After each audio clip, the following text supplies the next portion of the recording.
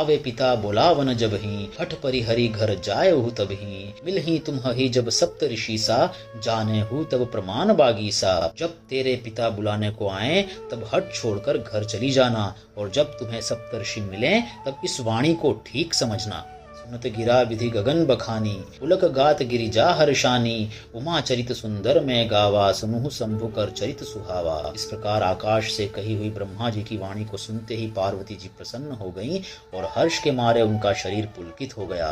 याज्ञवल्क्य जी भारद्वाज जी से बोले कि मैंने पार्वती जी का इतना सुंदर चरित्र सुनाया, शिव जी का सुहावना चरित्र सुनो। जब ते सती जाई तनु त्यागा, तब ते शिव मन भयउ बिरागा, जपहि सदा रघुनायक नामा, जह तह सुनहि राम गुण ग्रामा। जब से सती ने जाकर शरीर त्याग किया तब से शिव जी के मन में वैराग्य हो गया। वे सदा श्री रघुनाथ जी का नाम जपने लगे और जहाँ तहाँ श्री रामचंद्र जी के गुणों की कथाएं सुनने लगे। चिदानंद सुखधाम शिव विगत मोह मद काम, विचर ही मही धरी हृदयम हरि सकल लोक अभिराम। चिदानंद सुख के धाम, मोह मद और काम से रहित शिव जी संपूर्ण लोकों को आनंद देने वाले भगवान श्री हरि यानी कि श्री रामचंद्र जी को हृदय में धारण कर भगवान के ध्यान में मस्त हुए पृथ्वी पर विचरने लगे। कतहु मुनिन्ह उपदेश ही ज्ञाना, कतहु राम गुण कर ही बखाना, यद्यपि अकाम तदपि भगवाना, भगत बिरह दुख दुखित सुजाना। वे कहीं मुनियों को ज्ञान का उपदेश करते और कहीं श्री रामचंद्र जी के गुणों का वर्णन करते थे। यद्यपि सुजान शिव जी निष्काम हैं, तो भी वे भगवान अपने भक्त यानी कि सती के वियोग के दुख से दुखी हैं।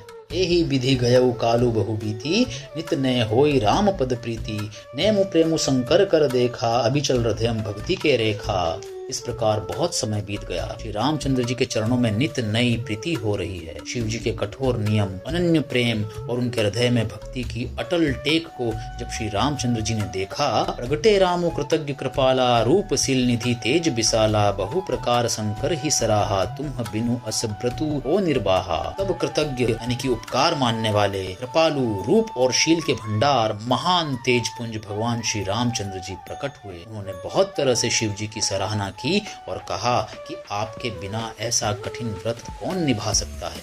बहुविधि राम शिव ही समुझावा, पार्वती कर जन्म सुनावा, अति पुनित गिरिजा के करनी, विस्तर सहित कृपा निधि वर्णी।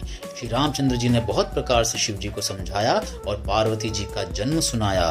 कृपा निधान श्री रामचंद्र जी ने विस्तार पूर्वक पार्वती जी की अत्यंत पवित्र करनी का वर्णन किया। अब बिनती मम सुनहु शिव जो मोह पर निज नेहु, जाय विवाहु शैल जहि यह मोहि मागे देहु। फिर श्री रामचंद्र जी ने शिव जी से कहा कि हे शिव जी, यदि मुझ पर आपका स्नेह है तो अब आप मेरी विनती सुनिए और मेरी मांग को स्वीकार कीजिए और जा करके पार्वती जी के साथ में विवाह कर लीजिए।